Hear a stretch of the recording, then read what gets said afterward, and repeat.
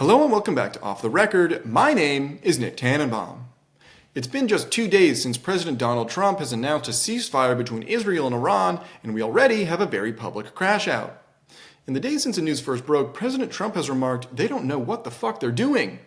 This comes after U.S. forces carried out their mission Operation Midnight Hammer, dropping bombs on 3 Iranian nuclear enrichment facilities.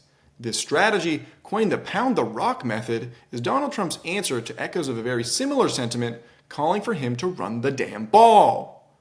As the dust settles, we will continue to see if this ground and pound method has inched the proverbial peace pigskin closer to the end zone.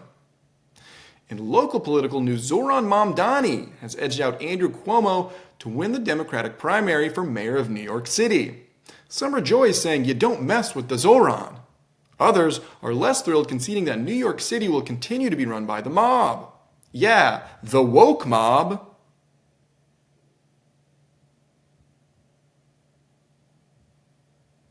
To sports, a wild and uproarious celebration is well underway in Oklahoma City as the Thunder have beaten out the Indiana Pacers in Game 7 of the NBA Finals.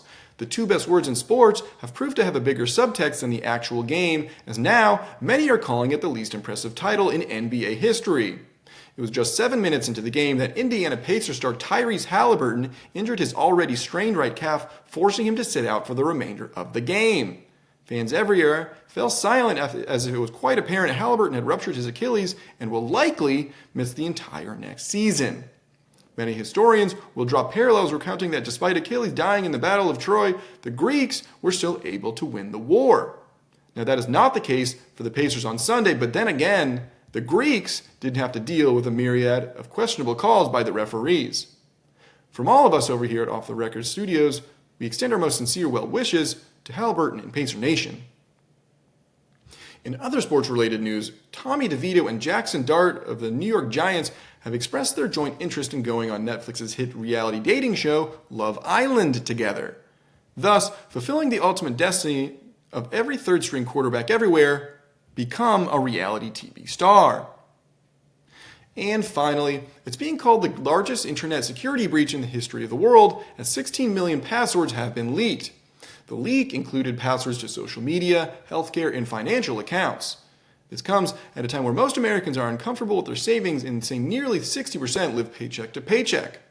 When asked if they're worried about the possibility of financial fraud, many have reported, "I'm already broke, why would I care? Hopefully they make a deposit. Shit."